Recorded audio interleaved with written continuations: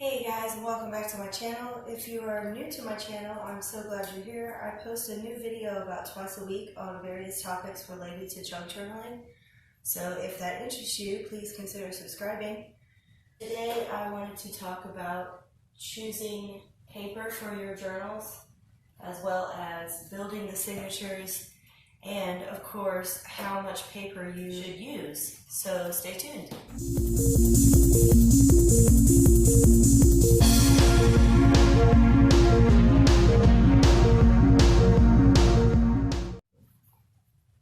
Hey guys, so the first thing I wanted to talk about was theming.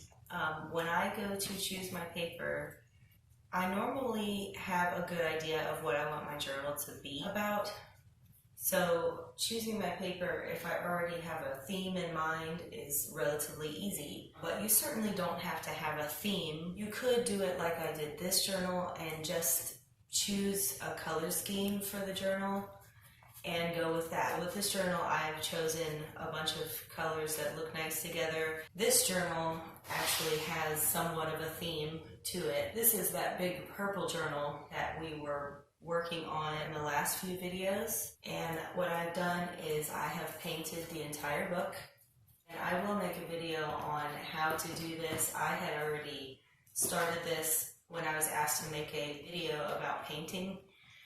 So I will choose another journal and show you that process. The theme for this book is more of like a floral theme. If you have a theme in mind, then great, then the paper selection process will be easy for you. If you don't, try the color palette option, because that also makes a really cool journal. So as far as paper selection goes, I basically just like to choose a variety of different types of pages to put in my books. Some scrapbook paper, some TDAD paper, dictionary pages, ledger paper, anything that would tie into the rest of your book would be great. So once I've selected the paper that I want to put in, the next thing I will do is go ahead and cut my paper to size.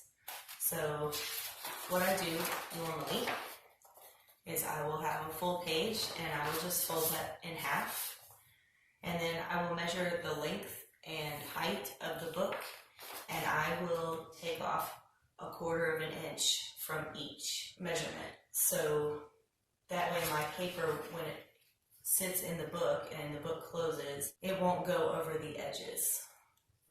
I like to do several full-size pages and then several smaller pages that I can throw in. You certainly don't have to do that. You could just make all the pages the size of your book and it looks just as nice. It's just a personal preference of mine.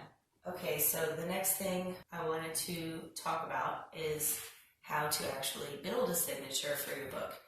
So for those of you that don't know, a signature is just a group of pages. This obviously leads us to the next question, which is how much paper do I use and how much paper do I actually put into each signature? So I have a system depending on how wide the spine is.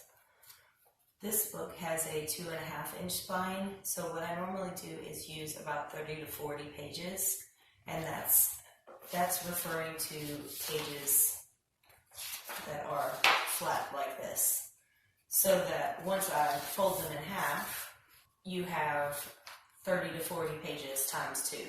For a book like this that has a 3-inch spine, what I would typically do is use 50 to 60 pages in here. That way it would be 50 to 60 times 2 once you folded the pages in half. Okay, so as far as how many pages go into your signatures, what I will do normally is I will count the number of pages I have. So here I have 36 pages and I have a 2.5-inch spine. What I will do is use my math skills to separate these into however many signatures I want to do.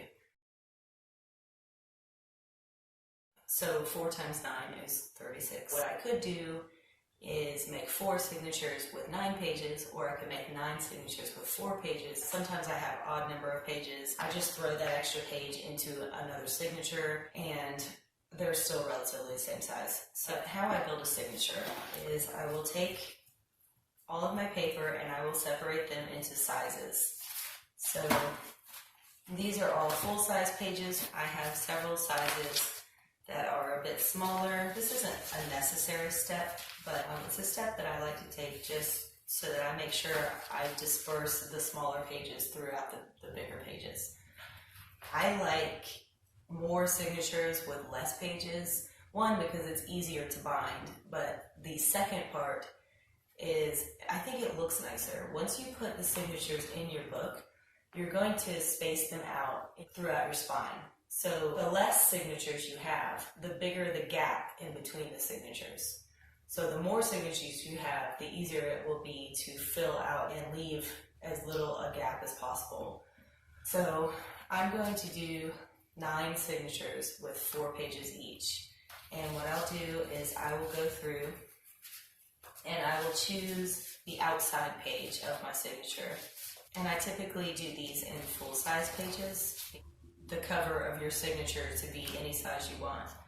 And then the next thing you'll want to do is take your first page of your signature, open it up, and then start putting your next page in. I'm just pulling from all of the different sizes.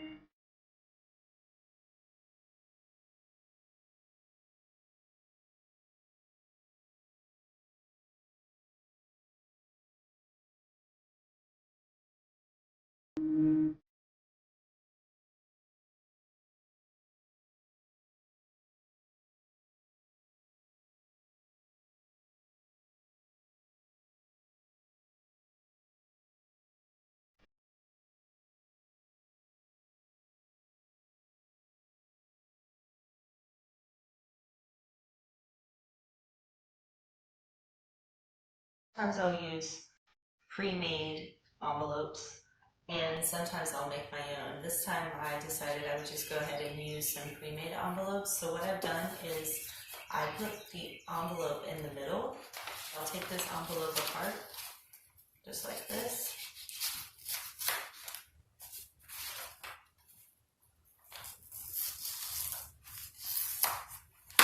And that way this can be used as a double-sided page as well, and I will just bind through here. And then once this book is bound together, I'll go back and glue this all together. So that's just a little tip if you do plan on using envelopes. One of the issues that I have encountered in the past was what happens if I have a giant book like this, which is about 8 by 11.25. So your pages come in 12 by 12 sheets if you get big scrapbook paper. So you can't make a signature with folded paper like this. So what I typically do is I will take my sheet and I will cut my paper the same way, except the first step is I would not fold it in half. What I would do is just take my 12 by 12 sheet and I would measure the length and height of the book and then take off 1/4 inch and just have this single sheet to work with. Once I get all of my papers cut out, I will make a strip of paper, and it doesn't have to be the same pattern. In fact, I actually like it better if it's not the same pattern. And what I'll do is I'll take this strip, this is about 1 inch wide, and I will fold this strip in half like this, and then I will take each page and either glue or I will sew this together. And then I will also do that to this other page.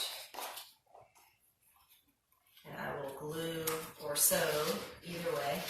I personally prefer sewing because I think it looks cool and I like to sew. But if you don't have a sewing machine or you don't really care to sew, you could just glue one side of this strip to one page and one side of the strip to the other page. That way you can open and close these pages just like a normal double-sided sheet. And I'll show you an example of a finished one that I've done. I've done this to several pages in this book because I needed full-size sheets for this book to make it look nice.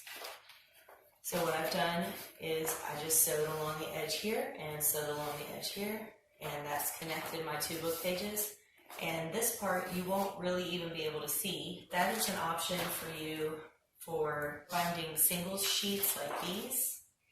Another option that I'm actually going to do with one of the book pages that I pulled out of this book, I will take the book page, and this is just a single page. I'll just sew it along the edge of the page that I've already created, and that way it will open just like the other pages. Or you could sew it at the top and it can flip up, or you could sew it at the bottom and it can flip down, however you want to do it. So that is another option for using single pages in this binding method. There are some binding methods out there where you can bind just single pages. The unfortunate part about that is you don't really need a cover to do that, especially if you're trying to do like Japanese stab binding or Coptic stitching. Those don't require a cover. I actually do want to try Coptic stitching one day, but I don't know how to do that, and I haven't tried it yet. So maybe one day when I learn it, I'll make a video and show you guys. So really, when you're choosing paper for your book, the main thing that you want to keep in mind is that you still want a little bit of growing room. What I mean by that is we still want the ends of the book covers to be pretty close together, so that in the future when someone writes in it or puts their things in it or whatever, it will be able to get larger, and because it's going to bulk up. So that's something that I like to keep in mind when I'm choosing paper and when I'm creating signatures. I've kind of gotten used to how many papers will fit into a 2.5 inch bind or a 3 inch bind. It's just something that you'll have to play around with a little bit. But at this stage, what I'm going to do now is I'm going to finish building the signatures for the other journals that I have, and then I will use some paper punches and punch along the edges of some of the book pages just to give it some interest. I may do a little bit of sewing, and this would be the point when you want to do sewing if you plan on doing any of that along your book pages. And we will be back for part 5, where we will actually begin the binding process. So I hope you enjoyed this video, and thank you for watching.